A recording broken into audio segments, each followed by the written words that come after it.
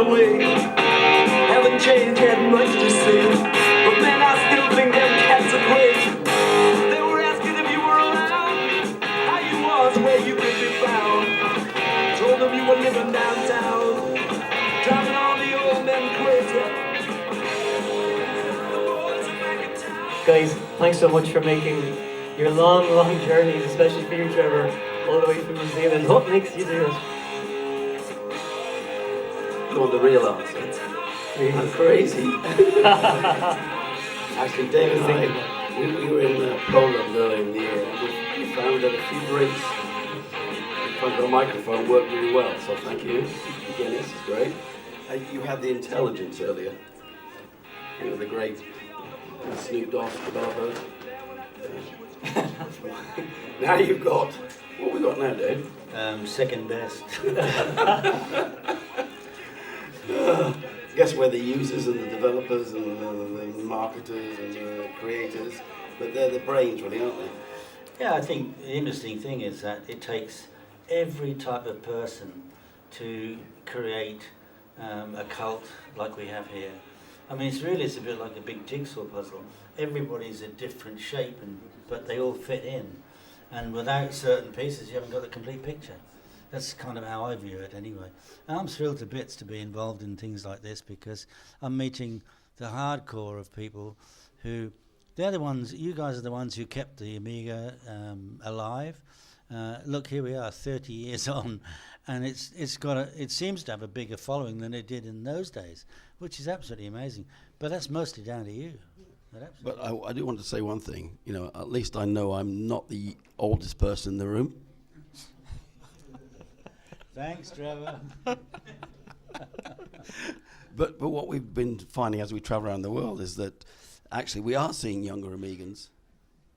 You know, I've got a grandson now. He's going to be an Amigan.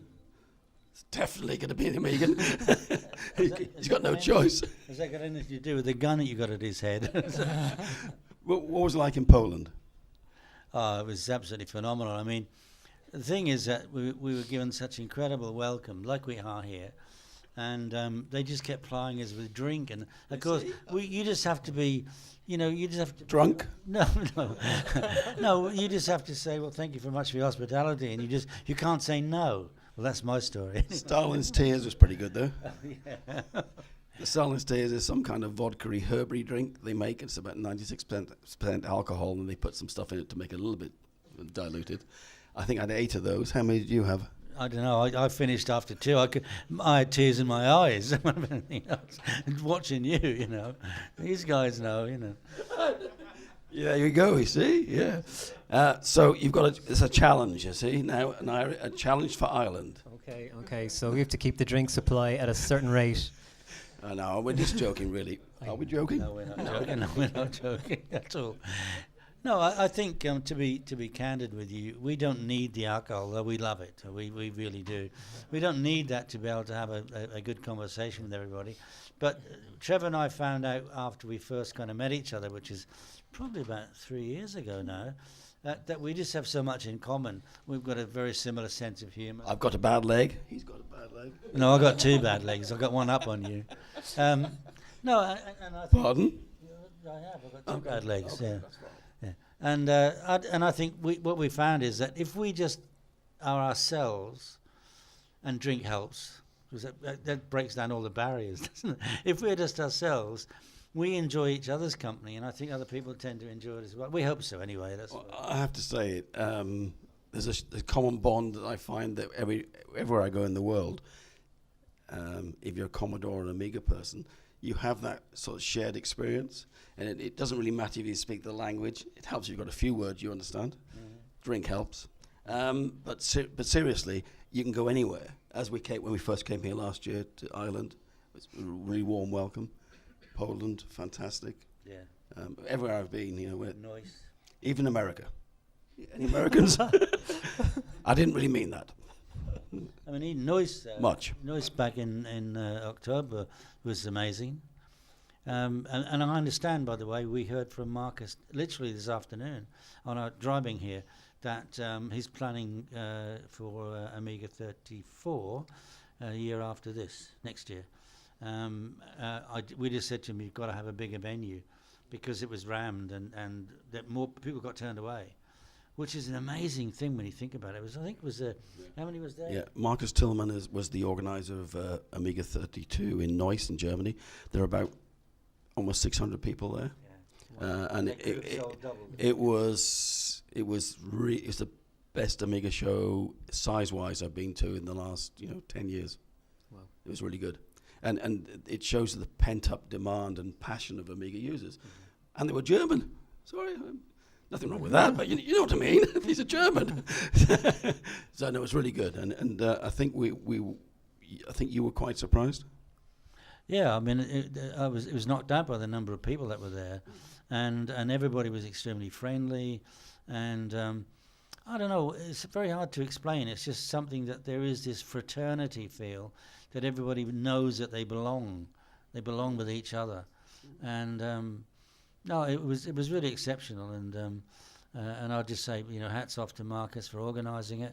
I'm not sure about Amsterdam, because they're still talking about having one in Amsterdam this year. Whether they will or not, I don't know. Although I talk very regularly with Marcel and the other guys, and Marvin, yeah. So whether they're going to do it, I don't know. But if they do, then please support it, because all these things are just incredible, fabulous.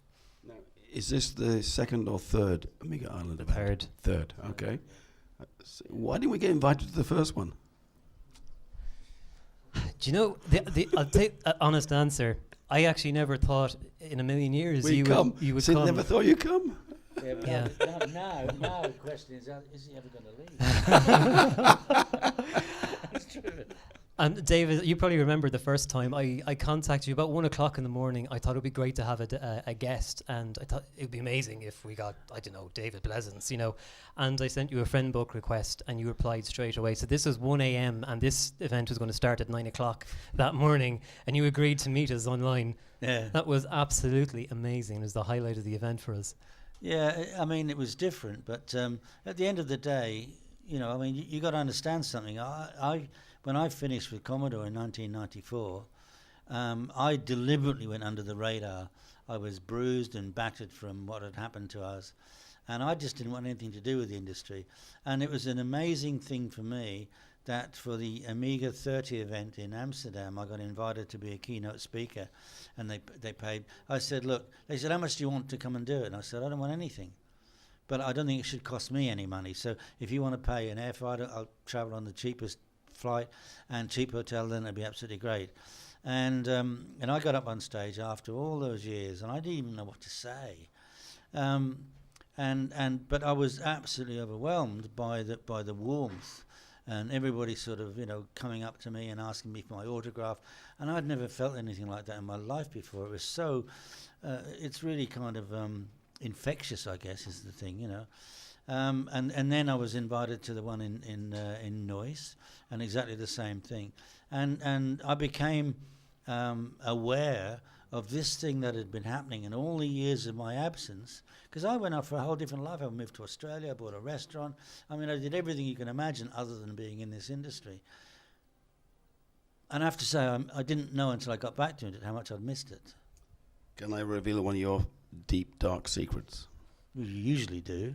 Okay. Do you know he never turned on an Amiga?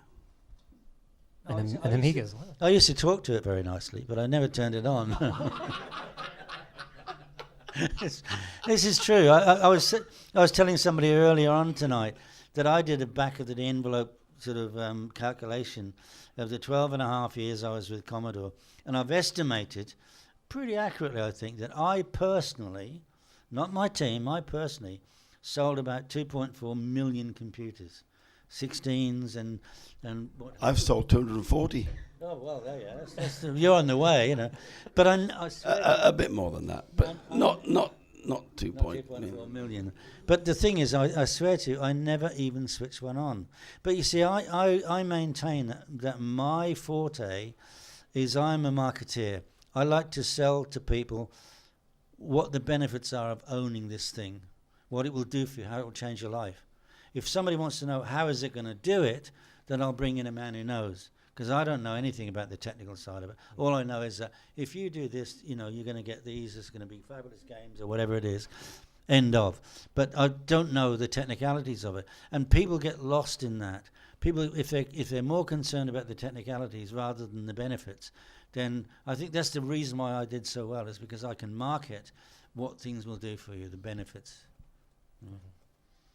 That's a fair point.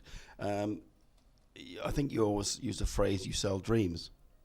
Yeah, well, that's where the whole idea really of the Batman pack came from, was that I was fed up of trying to sell a piece of plastic with some keys on it, because it's an inanimate object. It does absolutely nothing. What you need people to understand is what it can do for you, what it can give you. So that's why I decided I wanted A piece of plastic with some keys on it. Am I wrong? I'm not wrong. I'm hurt. It's the truth. It's the truth. And it was that approach. And I just said I had a new boss come in, Steve Franklin, and he brought in all his own people from the business systems side, because he didn't trust anybody at Commodore. Maybe he was right, I don't know. And he said to me, David, if I knew anybody who understood your side of the business, you wouldn't be here. Well, thanks a lot. That's really good. And he said, no. He said, I just, he said, I've been told to change the whole ethos of Commodore UK and la-di-la-di-la. So he said, while you're working for me, these are my rules. And he spent half an hour spouting off about integrity and honesty and all this stuff, all of which I live by anyway. So when he'd finished, I said, okay, Steve, I'll tell you what, I'll make a deal with you. What's that? He said, you're in no position to make an effing deal with me. I said, no, hear me out. I said, if you let me do what I've wanted to do for ages, then I will bring you more business than you've ever seen in your life before, or I'll give you reason to get rid of me. What do you want to do? And I said, look at that, pointed at an A500, and I said, that is a piece of plastic with some keys on it. I said, from now on, if you let me do what we want to do, we don't sell computers, we sell dreams. And that's how the idea of the packs and all of that came about. And they were hugely successful. We launched the Batman pack. I committed to Ocean Software 10,000 pieces of Batman. Which is not a big number. Not a big number at all. And we took 186,000 pieces, because that's how many 500s we sold in 12 weeks. Phenomenal. And the rest is history, as they say. We sold 185 in a year.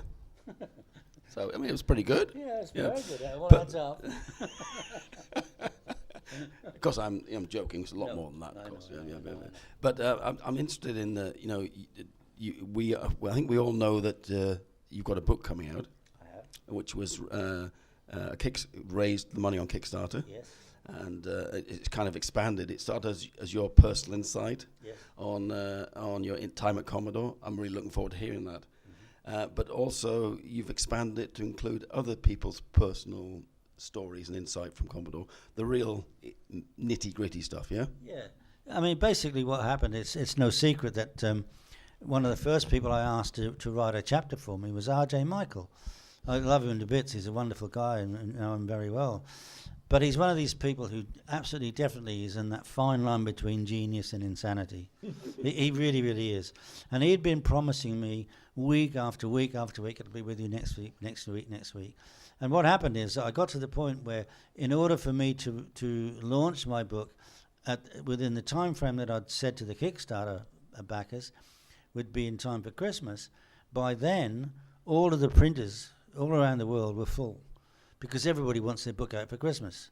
So I knew that I couldn't make Christmas. So then I made the decision, okay, what I'll do is I'll delay the book, but I'll add more to it, because the truth of the matter is, as I read my own book, what I read was not the story about Commodore, it was a story about David Pleasance, because everything I wrote about was through my eyes. And I never wanted that. I wanted it to be the story about Commodore. So I thought the best thing I can do is to get other people from within Commodore to write their versions of what happened, so we get a broader perspective. It's still the truth, it's still about Commodore from the inside, but I think it has a broader perspective. So I've now got people like Jeff Porter. He's the guy who designed the Amiga 500. He's writing a chapter for me. I've got Beth Richards. She was the chief engineer in charge of the CD 1200 project. which is a whole other story, which I'll tell you about that tomorrow, because I think you'll be interested in that. And anyway, I've got lots of people, Ron Nicholson, and other people that all were very senior people within Commodore, writing their. I don't know what they're going to write. I got no idea, but I just absolutely made it clear to them. I want you to tell the truth. If it was a shit time you had, write about it. If it was good, write about it. I only want the truth, warts and all. So anyway, at the moment, it's looking like it's going to be April, May time when I can release the book, but I hope it's going to be worth the wait. Now, can people still buy that book? Absolutely, please. Or pre-buy it, I guess. Yeah. Yes, I have a website which is called downtimepublishing.com. But funny story on that, actually. I actually bought that domain name, I don't know, 3 or 4 years ago, when my eldest son, who's a singer-songwriter, was really prolifically writing songs. And I wanted to use that to kind of promote his songs, but we never used it. So then when I had this opportunity to write the book, so I got downtimepublishing.com, and you can pre-order the book on there. And I said I'm fairly comfortable it's going to be April, May, or thereabouts. I've read the foreword. It's really good. Yeah, of course it is. He wrote it. Go on. You will. That's brilliant. Oh, sorry. Back to what we're talking about. Yeah, right. Amigas. Why are we still here? Why do we still like Amigas? Because they changed history. Absolutely changed history. That's the only way you can explain it. They were so ahead of its time, and it appealed to an audience of people who were desperately looking for something else. And the Amiga came along exactly the right moment in time, and when people saw what it could do, and let's be perfectly honest about it, there isn't much out there today that can better it. 30 years later, there's hardly anything. You've made up for it. It's not just keys and plastic, then.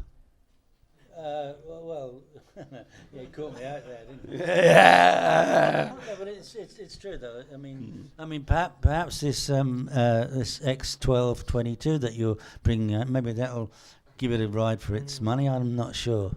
It's an A1222, but we'll let you off. There's an X1000 over there, Amiga 1 X1000 that Alan's got, and that gives you a good flavour of what a modern next generation Amiga looks like. And to be honest, it's pretty impressive. I'm impressed what Alan's put together there. And the Amiga 1 A1222 is supposed to be a entry level, lower cost, mid performance machine. And so I'm really pleased with that. But for me and for Matthew over there from Amiga Kit, is he gone to bed? Oh, what a wimp! Put it on camera. Matthew is a wimp. Anyway, it's for us. It's about keeping the dream alive. The dream that started. All right, you can be all emotional and stupid about it, but actually, what I really like is the people. I said it last time I was here. It's the people you meet. It's all you guys. It's all us. It's all us. We are. I am Spartacus. We are Amiga. We make it interesting. We make it. Keep it alive. And whether we are from, classic, we talk about 68K, or PowerPC, or, AROS, or MorphOS, or Amiga OS 4, it doesn't matter. We're all doing the same thing. So to me, that's what's really good about it. And that's why I get sort of really passionate about it. And it's quite funny because in my real life, I'm supposed to be a businessman, right? And I'm supposed to be involved I am involved in lots and lots of startup companies as a business angel. And when people find out my dark side, they're quite amazed, and actually they're quite impressed because they don't realize I'm quite crazy. They're quite sensible. So I must be a bit crazy because I did invest in a company that Dave is involved in. Yeah. So perhaps we should say a little bit about friend up and friend OS. Oh, no, I want to save that for tomorrow, actually. But you are? Yeah. Yeah, but of course, the thing about Friend unifying platform, Friend Software Corporation, not based in Norway, is that the guy who designed the whole project, which is immense, and I just urge you to have a look at it. He did all of his study using Amiga, and what he decided to do was to take all the best parts of the Amiga operating system and forget the bad parts. and bring the good parts into the 21st century. So what he's developed is a cloud and web-based operating environment which allows all legacy software, Fortran, COBOL, Linux, to also run Windows and or Mac and all talk to each other, and it works on any platform. Anything with a screen and a browser works on absolutely anything. But that's only just the tip of the iceberg. We're now getting involved in the blockchain community, which if anybody knows anything about what's happening, that's the future, and we are involved in that big time. We were in Cancun, Mexico in November. It was rotten, but somebody had to do it. Swimming? Yeah, right, yeah. And it was said it was rotten, but somebody had to do it. And we were at the Ethereum DevCon 3 there. And all I can tell you is that we had an immense 5 days there. It was incredible. We partnered up with some unbelievable technology people. And anyway, there's more on this tomorrow because I think you guys really deserve to have a look at it with unbiased eyes, because now you'll see all sorts of things. And there's some fantastic opportunities. We're just in the early stages of running what we're calling Friend Marketplace, which is the kind of the testing ground for what we could be calling Friend Store. And Friend Store will be a competitor, albeit in a very small way, to Amazon. And the idea is that anybody who produces... I thought you were going to say Ami Store, a competitor to Ami Store. No, okay, no. That's good. No. The idea is that we want to give back to software developers and service providers, and the idea is that we will be a lot less expensive to sell your products through Friend Store. But what's even more important is that once we launch, anybody who wants to buy and sell their products through Friend Store will be able to use not only fiat, not only normal currency, credit cards and what have you, but also tokens as well. And that's kind of a world first. So anyway, I don't want to preempt more conversation about Friend Up tomorrow, but it is from the heart of the Amiga where it comes. Do you have any questions for us? Anybody, any questions? You might not get a sensible answer, but we'll try. While you're thinking, I have one question. Are we going to see the A1222 tomorrow? Yeah, what we've done, I've brought my SSD card with my master on it. Wow. Alan's brought along a case for us, and Matthew's provided a 1222 board, a table board. Mm-hmm. So we'll put it together, and with luck, everything will work. Okay, excellent. I just want to say something. I just want to mention that anybody who buys a copy of my book, their name is going into a hat, and we're going to draw out one person, and that person is going to actually get a 1222, which has been kindly donated by Trevor for this project. So just something I should mention while we're talking about the 1222. And obviously time frames are always flexible in the Amiga world, as we know. So. Two. I'm glad I didn't release the book in December. So yeah, it will be Amiga 1A 1222. Alternatively, if you can't wait till that comes out, you can always use the credit against Amiga 1X 5000. So that's another option. Nice. We'll have that on display tomorrow. Yeah. Excellent. Hopefully running and running all the same software that Alan's been running on his Amiga 1X 1000. Any questions?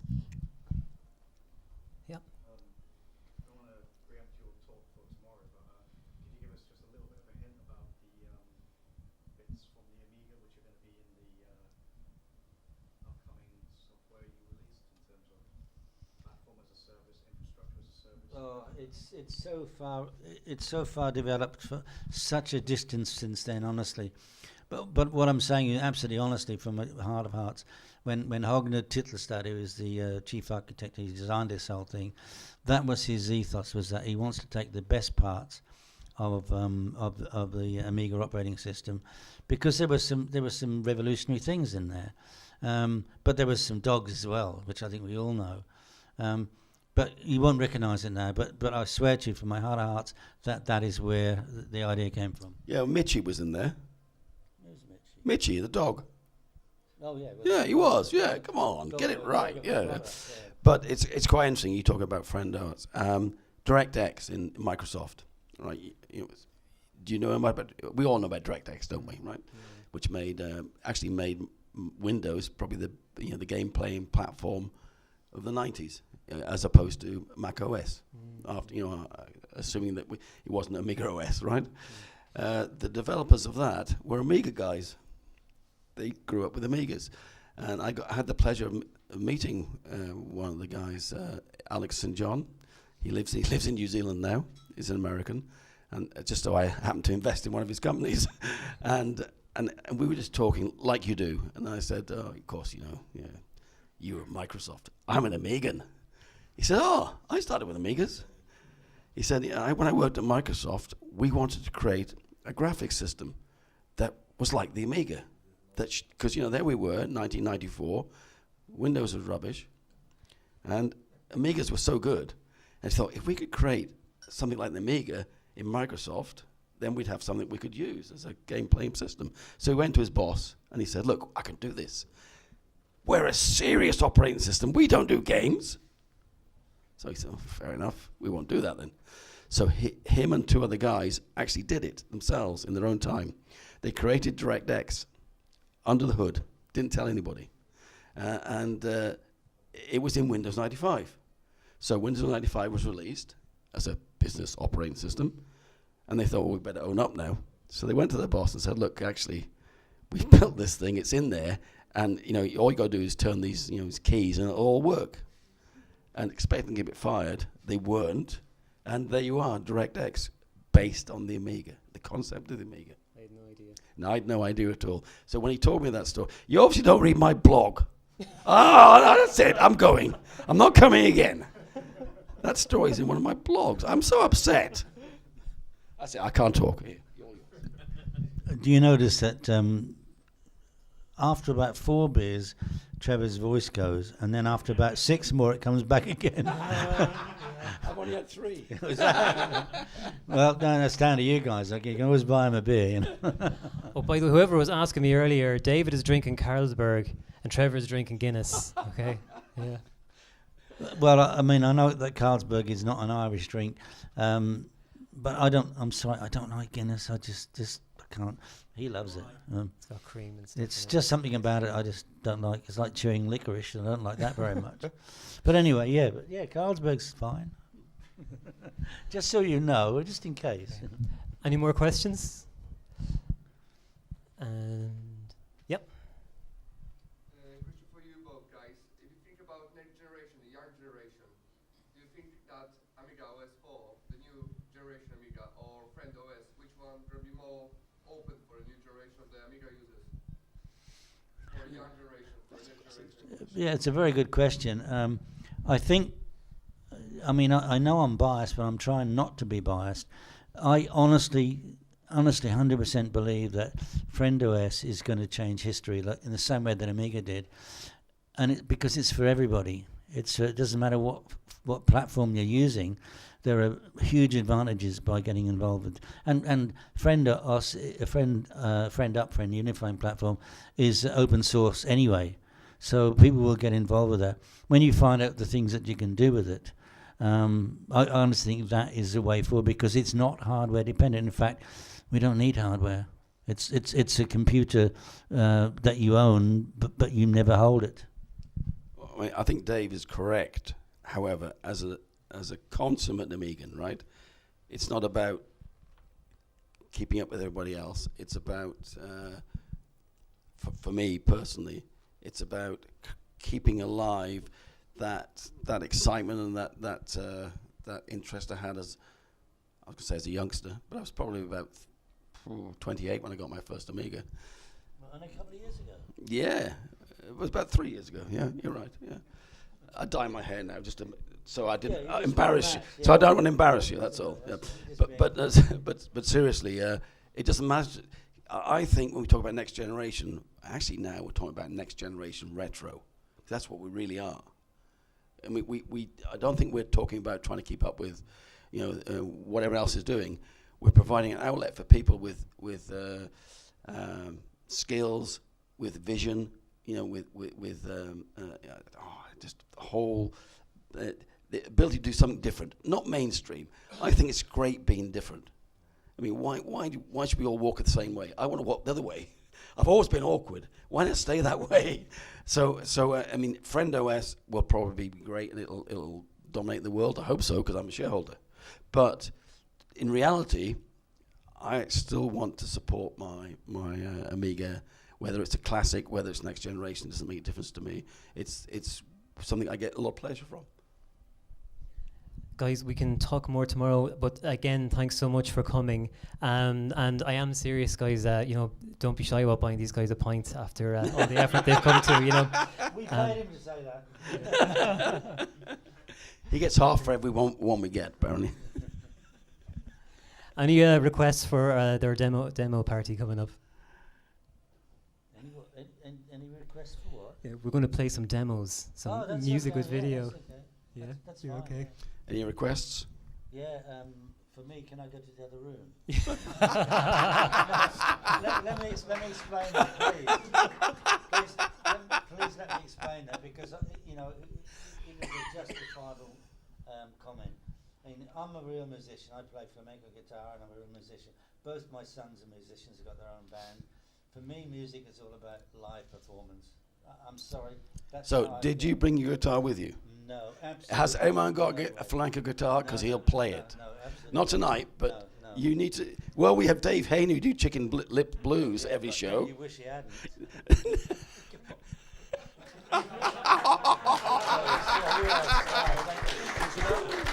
Thank you very much.